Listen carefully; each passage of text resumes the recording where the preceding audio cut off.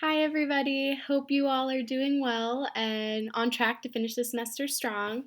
So, this week we are talking about nutrition, and I thought it would be a nice change and something different to show you all a recipe that I found.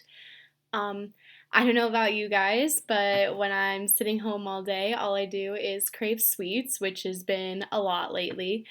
So I was looking for an alternative and I found this healthy cookie recipe. It's a banana peanut butter oat chocolate chip cookie, and it just has three or four basic ingredients: bananas, oats, peanut butter, and chocolate chips if you choose to add them.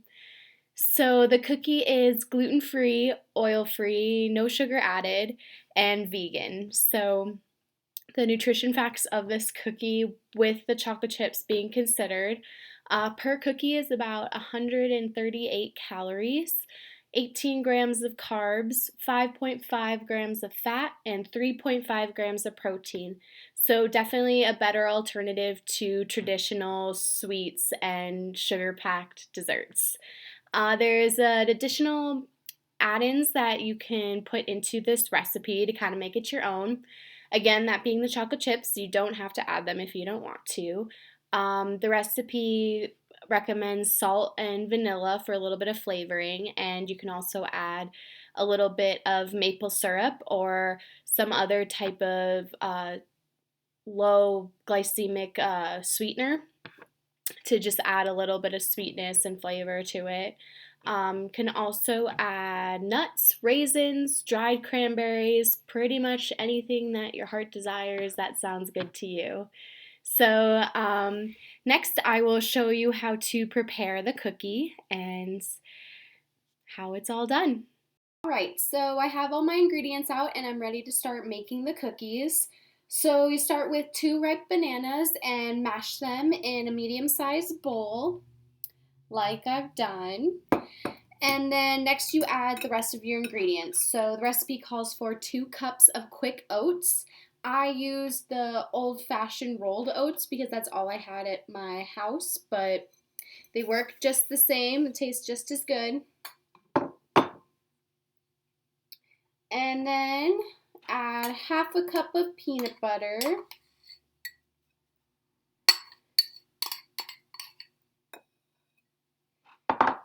And I am going to add salt and vanilla, and it's half a teaspoon.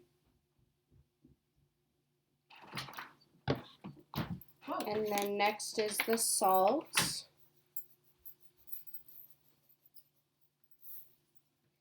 Oh my gosh, I just realized this is a tablespoon. That's a lot of salt. Okay, so I'm just going to eye it because I have problems reading. All right, and then mix that all together.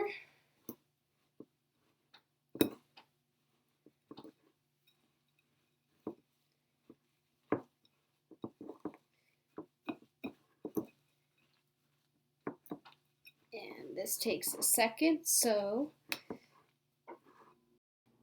it takes a few minutes to mix up, but then you're left with this thick mixture for the cookies. And I chose to just fold the chocolate chips in after I've mixed it all up so it gets evenly distributed. Alright, and that looks about good. It's a really thick mixture, so it takes a few minutes to make sure it's all evenly distributed. And you have a lot in this bowl too. Alright, so then we're ready to put these onto our baking sheet. And I want cookies, so with a regular baking sheet, you can add foil or not, doesn't really matter. You can also do these as bars, which you put into like an 8x8 pan, and you would bake just the same. Oh, also, preheat the oven to 350 degrees for these bad boys. So I just scoop it out with my hand and just form decent sized balls for the cookies. And these are thick cookies, so be aware of how big you want them and to make them. They don't really rise that much, so spacing isn't a big issue.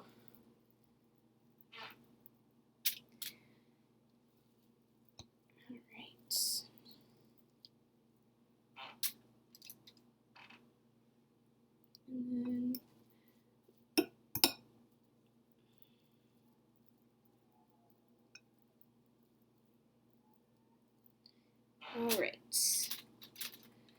And then I like to press them down a little bit because they won't bake down because there's no flour or anything in there. So just pressing them down. And then I'm going to throw these in the oven for about 15 minutes and then should be done. All right, so it's been 15 minutes, so I'm taking these out of the oven.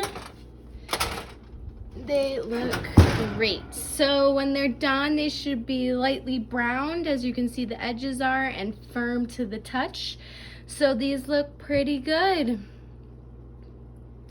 So just to wrap up this video, I realized putting it all together that the instructions may be a little unclear, so I just wanted to lay it out again. Just in our final notes. So first and foremost, preheat the oven to 350 degrees. And then to make the cookies, the recipe calls for 2 medium bananas ripened, and mash those into a medium bowl and then add the rest of the ingredients, those being 2 cups of quick oats.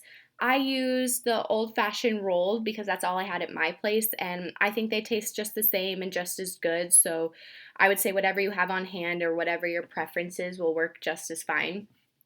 And then half a cup of peanut butter, and you can use any other nut butter seed alternative. For this recipe, I used crunchy peanut butter because that's what I have at my place and what I like, and I liked that it added a little bit of the nuts and crunch to my cookies. It's just something a little different. And then the other add-ins are 1 to 2 tablespoons of maple syrup or another low glycemic sweetener such as agave syrup, or I think they said something about a coconut syrup, sativa, whatever works. Also, half a teaspoon of salt, half a teaspoon of vanilla, and then 1/4 of a cup of any of your other add-ins, those being the chocolate chips, any other nuts, dried fruit, raisins, whatever your heart desires, whatever you want to throw in. That's another thing I loved about this recipe, is that you have total control, can do and put whatever you want in it. And this recipe also has the versatility to be baked into bars. So you would go about making it the same way. Oven still at 350, you would just press the mixture into an 8x8 pan and bake it the same way. They should come out light brown and firm to the touch. And I realized in my last clip that the cookies you couldn't really see, it was really zoomed in. So this is the final product. As you can see, light brown and firm to the touch, but they're also soft and chewy cookies. And I'm extremely impressed with this recipe. It was super easy. It's kid-friendly for those who have kids at home. It's a really simple recipe, and you know exactly the ingredients that are going in there. No sugar added, no unnecessary additives. It's a guilt-free option when you're craving something sweet, and yeah, super impressed. And I thank you guys for watching this video. And I hope you all take this time to try out some recipes while you're at home and experiment with things, but also make those conscious decisions about nutrition and what you're putting into your body. So thank you guys again for watching, and I hope you have a great rest of your week.